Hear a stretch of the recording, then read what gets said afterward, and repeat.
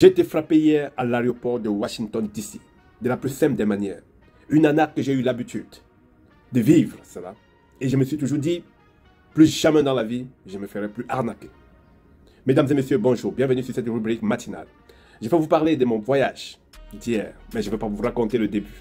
J'ai fait 11 heures de route hier et j'ai atterri avec United à l'aéroport IDA de Washington DC. Et j'ai pris l'hôtel à 31 km de là. Arrivé à l'aéroport, une fois atterri, un monsieur s'amène vers moi et dit taxi. Je dis ok, c'est pas un problème, je le prends. Pourtant au départ, avant mon voyage, j'ai eu le temps de regarder Uber, c'est-à-dire de prendre tous les différents types de taxis qui existent dans la ville de Washington DC. Et je me suis fait enregistrer cela, mais à l'atterrissage, avec la fatigue, la première personne qui s'amène vers moi me propose le taxi.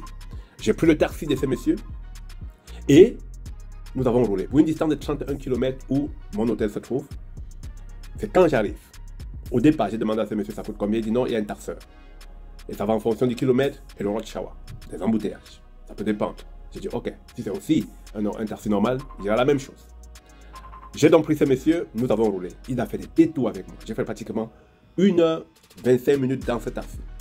Il dit 1h25 minutes dans ce taxi. Et à chaque fois qu'il demandait au monsieur, il me disait 3 minutes, on va arriver. 3 minutes, on va arriver. Et à un moment donné, je me suis lassé, j'ai dit en tout cas, j'attends. Et il entrait dans tous les embouteillages possibles. Il s'arrêtait au passage piéton, si un piéton même est encore à 10 mètres en train de venir, il attend que le piéton vienne passer. C'est quand nous arrivons devant l'hôtel. Et je demande c'est combien. Il me dit vous payez par quoi? Je dis par carte. Il me dit non. Si c'est par carte, c'est avec les taxes. Si c'est bas, si je paye cash, c'est sans taxes. Alors, j'ai dit avec carte. Et c'est là où le monsieur me dit 169 $. J'allais perdre la tête. Pour une distance de 31 km et sur une autoroute, c'est-à-dire que c'est une voie ouverte. Et l'embouteillage n'était que quelques minutes. Mais il a fait des détours. Je roule, je conduis le véhicule. Il a fait assez de détours que j'ai compris qu'il y avait quelque chose qui n'allait pas. Donc, je voulais vous faire comprendre que méfiez-vous mes amis, que quand vous vous déplacez, de faire ce type d'erreur, de prendre des taxis. De mieux, j'ai fait la comparaison en regardant Uber, partant de la gare IAD où je suis descendu, pour mon hôtel, c'est à 73 €, avec toutes les risques confondus, embouteillage et tout. Et si vous étiez peut-être 3 personnes qui allaient dans la même zone, et que vous prenez le même Uber, ça vous revient à 54 $, pardon.